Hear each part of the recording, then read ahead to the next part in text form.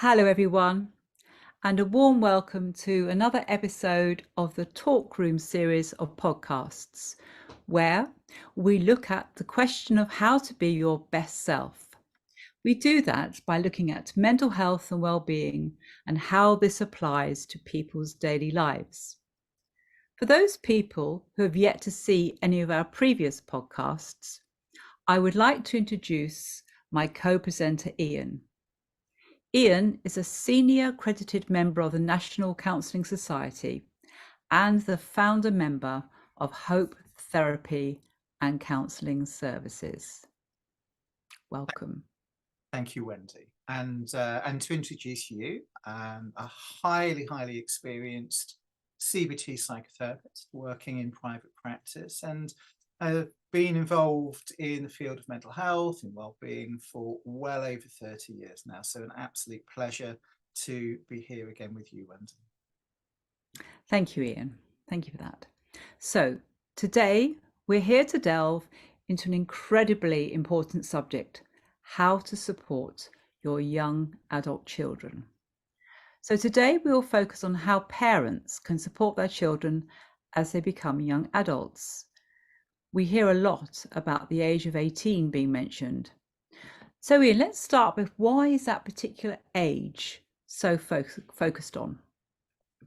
Yeah, of course, Wendy. So and I don't want to just focus on that age. And in many regards, I think it should be considered far more fluid than that. So today we'll focus on supporting young adults more generally, not just that age. But to answer your question, there are some reasons why that particular age is often referred to, and can be really important. It's the age where people are usually considered that they've moved to that legal age of adulthood. At 18, individuals gain certain legal rights, such as voting, signing contracts, making decisions about healthcare, things of that nature. So 18 can be thought of as a legal transition, which can signify a shift in autonomy and personal responsibility as well. It's also the age where people are afforded a greater level of privacy and a greater level of confidentiality regarding healthcare, including mental health care as well. So mental health professionals typically require the individual's consent to share information with parents or guardians once they reach that age. Also, access to mental health services start to change a little bit as legal adults. Individuals aged 18 and older have more direct access to mental health services without the need for parental consent. They can seek out counselling, therapy, psychiatric care independently, allowing for more autonomy in managing their own mental health. It's also the age where people, if they're accessing children's mental health services like CAMS, where they start to transition away from that into adult mental care provision as well. So there's some very specific things about the age of 18, but some more general things are also going on around that age more generally. So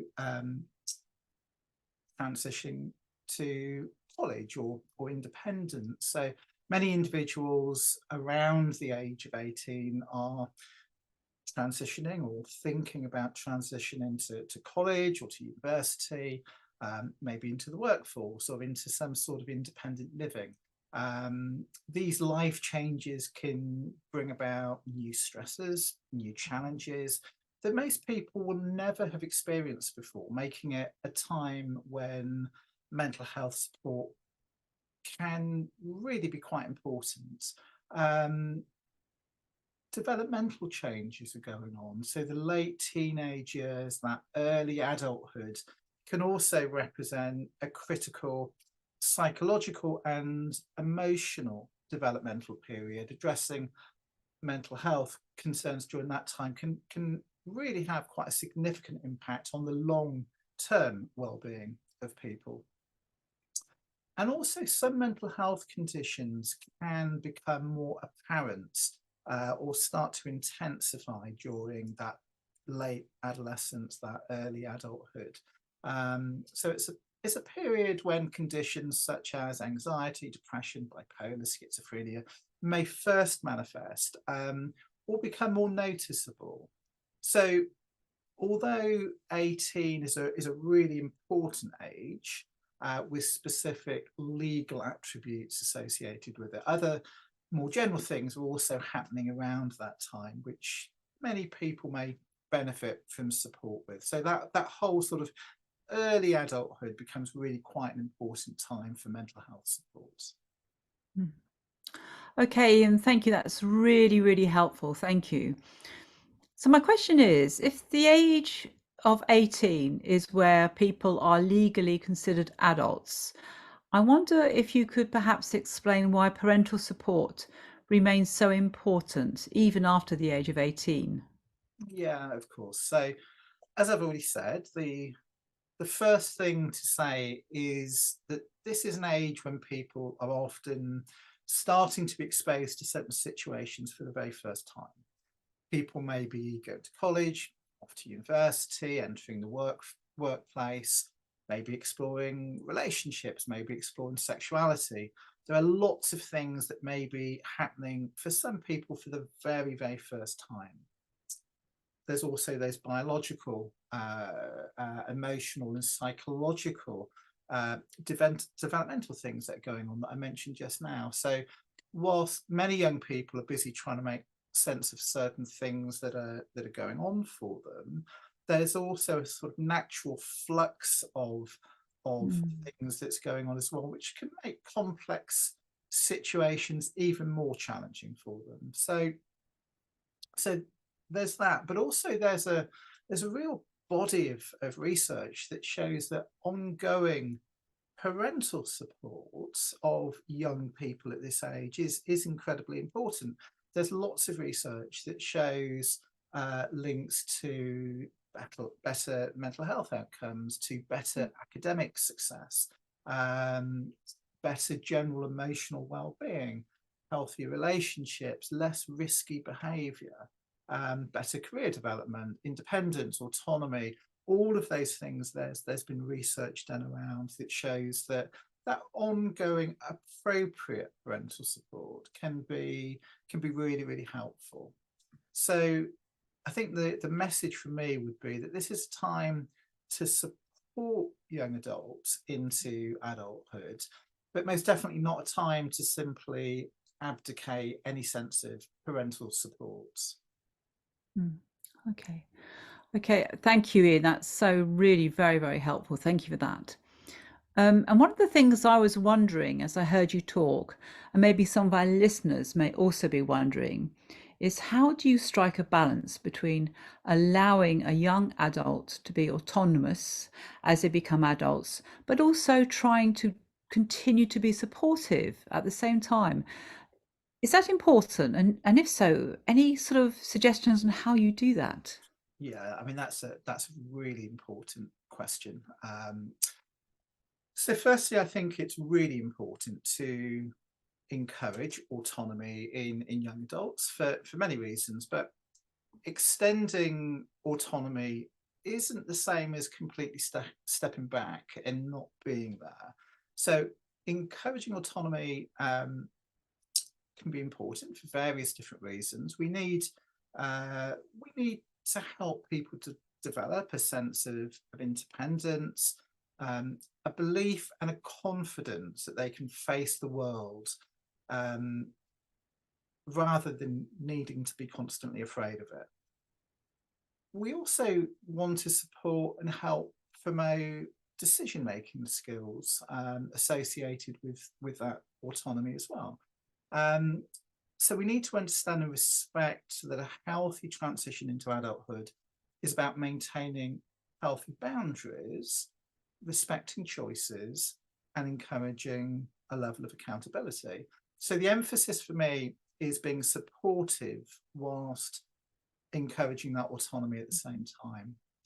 And when we think about how to go about striking that balance, I think we're encouraged to think about a variety of different things. So the first might be open communication. So how do we establish and maintain open lines of communication, encouraging young adults to express their thoughts, express their feelings, express their concerns without fear of judgment. And that active listening is really important in terms of understanding that perspective, which might be different to our perspective. Respecting the decisions that that our young adults are making. So we need to accept that they may make some decisions that we disagree with. It may sometimes be better to accept a decision that you disagree with, but keep the door of communication open in the longer term, rather than being so forceful in expressing your views that you close down any future communication. So it's trying to get that balance between those two things. And then collaborative decision making. So young people are involved in the decisions about education, about career, living arrangements. So include them in the decisions rather than simply telling them what to do. Providing guidance, but not dictation. So again, instead of telling people what to do, offer guidance and share your experiences, frame advice in a way that respects their ability to make choices whilst benefiting from your insights into it. And I think offering emotional support, so being a source of emotional support, letting them know that you're there for them, ready to listen and offer assistance when needed. So remembering this is a time to encourage independent living, it's a time to encourage autonomy, but also for them to know they can come to you if needed and you won't say, I told you so. And that's more easily achieved through collaborative discussions rather than setting yourself up as the only person who knows what to do. Absolutely, and that is so true. And thank you. Another really helpful points there. Thank you, Ian. So I'm wondering if you could now say a little bit more about the types of mental health challenges young people are most likely to experience at this age, and what are the sort of things that parents should look for? Yeah, so there are definitely some mental health challenges that are more prevalent, and having an understanding of what they are and what to look out for can be really, really helpful. So there's some research that shows that almost 90% of young adults sometimes experience anxiety to the extent that it interferes with their day-to-day life, with over a third of them saying that they've been impacted by it over the last 2 weeks. And the research also tells us that 45% feel ashamed to discuss that anxiety with people. So this really stresses the importance of what we've already said, of keeping that open dialogue going with young adults so that they feel that they can come to you at what can be an incredibly challenging time in their lives.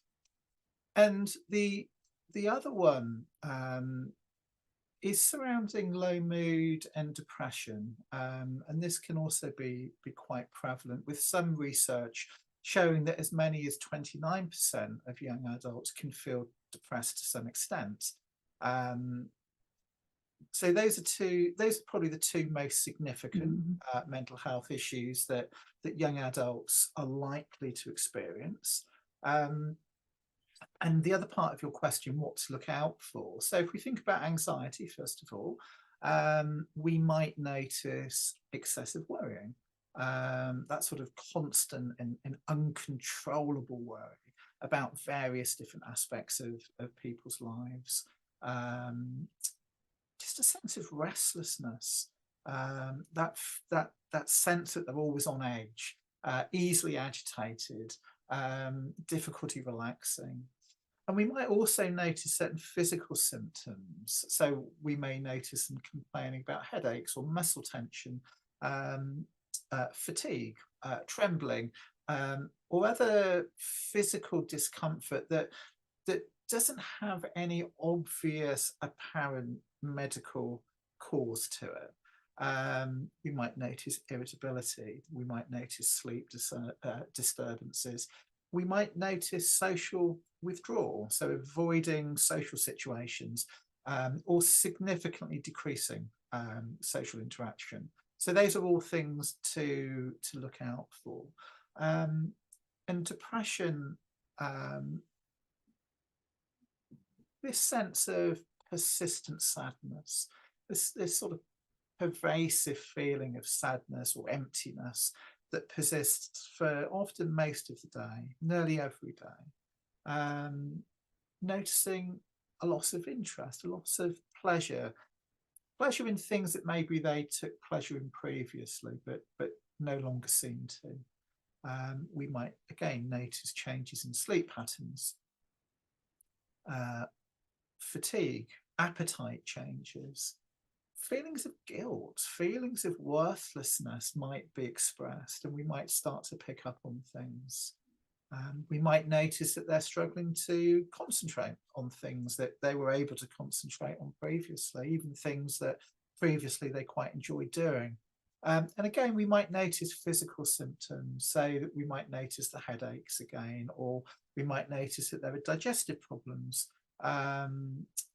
or other symptoms again that there's no clear medical cause for, but we're just starting to notice and pick up on things. So I think those are probably the things to look out for.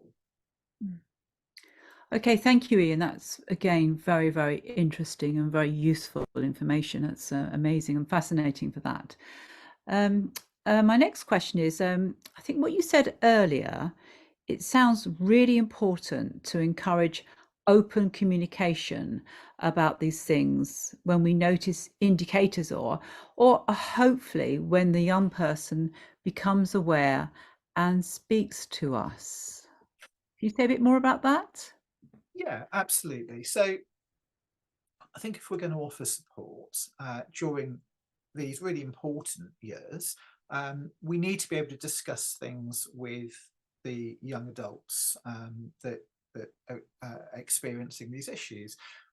We also need them to feel that they can discuss things with us as well. So we need to feel comfortable doing it, and they need to feel comfortable that we will be able to sit with whatever it is that's going on for them.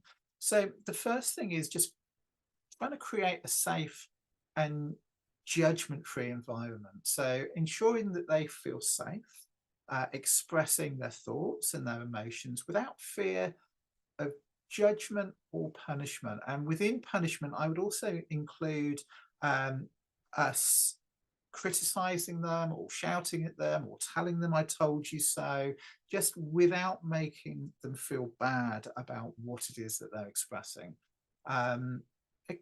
Emphasizing you're there to listen, you're there to support them. But again, the emphasis is on having a collaborative discussion rather than telling them what to do or trying to set ourselves up as being the expert in some way. And then the next thing is what we might refer to as active listening. So we can practice active listening by giving our full attention, making eye contact, using verbal and non-verbal cues, just to show our engagement, to show that we're present and listening to what's being said, repeating back what you've heard them say, to show that you're listening, to show that you're understanding. And it's incredible just how effective just being able to demonstrate that you're listening and understanding can actually be. And then validating their feelings. So acknowledge and validate their emotions. So even if you don't fully understand or fully agree with them, validating feelings helps people to feel heard and respected, and can just encourage them to be able to talk and to speak about things. And then we might think about sharing some of our own feelings in there. So, modeling open communication by sharing your own feelings and experiences can be really powerful. So, just helps create a more reciprocal, a more trusting relationship, but not making it about you. So we might put some of our experiences in there, but really leaving the majority of the conversation with the other person to the extent that that's possible. And then just being patient. So giving them time to process and express their thoughts. So trying to refrain from rushing or interrupting, which may discourage them from sharing things. These can be really tricky things for anybody to understand. So being patient can be really, really important. And then just trying to avoid judgment, trying to avoid criticism. So refraining from passing judgment, refraining from criticizing feelings, instead just focusing on understanding and being there and supporting. And I think also respecting privacy can be incredibly important. So respecting their boundaries and respecting their privacy. And if they don't want to talk to us immediately, tell them you're available whenever they're ready. It may also be that parents' role may not necessarily be to know everything. It may be more about introducing the idea that someone independent, such as a counsellor, might actually be really helpful. However close we are, it can often be difficult for our children to discuss specific topics with us. So whatever age that may be, that can be difficult. So introducing that idea of somebody else can sometimes be really valuable. Yes, I totally agree with that, Ian, very much so. Again, some very interesting points and real interesting ideas and tips you brought there. So thank you so much for that. And I'm just imagining it must be a real challenge to find a balance between, as a parent, wanting to do everything you can for someone, but also taking time for self-care. I mean, can you tell us a bit more about that? How can you do that a bit better? Yeah, I think people often say that they can't think about themselves until someone they care about is completely well again. And in some way, they believe that considering themselves, considering their own needs when someone else is hurting is selfish in some way or uncaring in some way. But we need to just remember that if we don't look after ourselves, if we don't look after our own mental health, that can be impacted over the longer term. And it can get to a point where we can't look after ourselves and we can't look after the other person either. So I always think remembering what we're told when we sit on an aeroplane and the steward or stewardess does the safety briefing at the beginning of the flight, and they say, in case of emergency, a mask will fall from the ceiling, and put yours on first, and then turn to the person next to you and help them. And I think that's a really important message to remember here. It really is all about trying to reach a sense of balance with these things. We must stay well ourselves in order to be able to support the people that we care about. Okay. Thank you again, Ian, for that. That's really good information. So I'm wondering, my next question is, say that we notice something not quite right, or the other person comes to us. What do you advise we do next then? Yeah, a really excellent question, a really important question. So let's say we notice some sort of behavioural change or changes in mood or daily functioning, and I mentioned earlier the things to maybe look out for. Or maybe the other person comes to us. There are various things we might want to think about. So the first is just initiating a conversation. choosing a quiet, a private space to have an open and non-judgmental conversation. It's okay to express concern. Just let them know that you're there to listen and you're there to support them. It's okay to ask about their well-being. It's okay to be quite direct about that. If we suspect that there's some sort of mental health issue, you may want to ask directly about their well-being. For example, you might say, I've noticed some changes and I'm concerned about you. Can you share how you've been feeling lately? And then just offering some reassurance, offering some level of support. So just reassuring them that seeking help is a sign of strength and that you're there to support them. So emphasize that mental health issues are common and there are people out there who can support them. And if appropriate, encouraging professional help as well. So suggesting seeking professional help from a mental health provider, such as a counsellor or therapist or psychiatrist.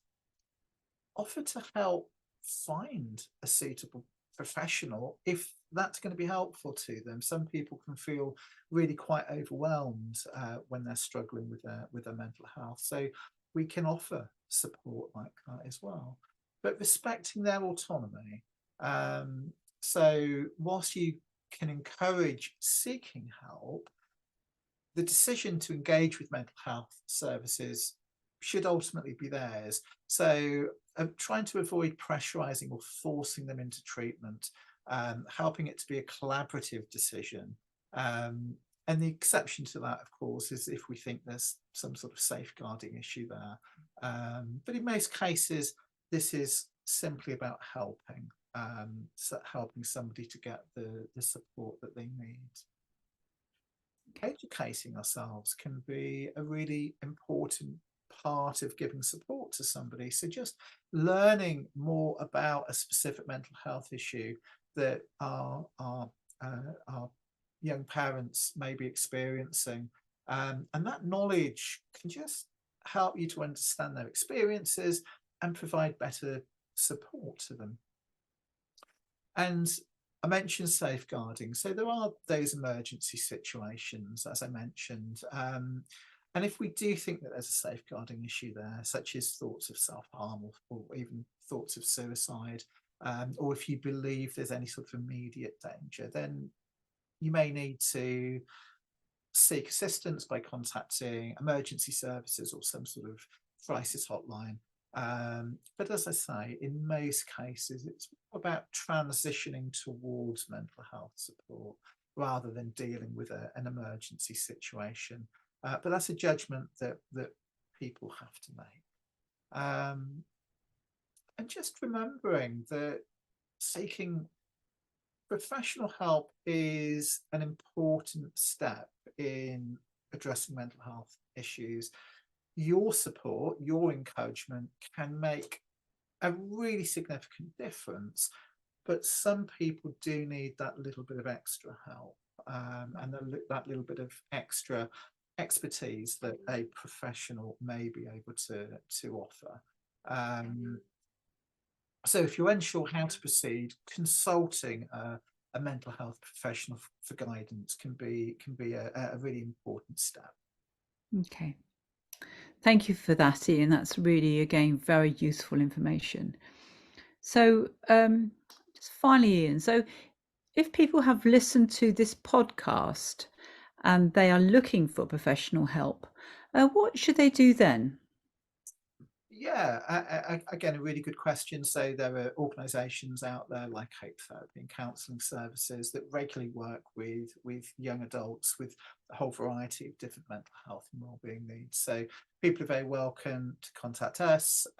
We support people nationwide, and people can just go to our website at www.hopefulminds.co.uk.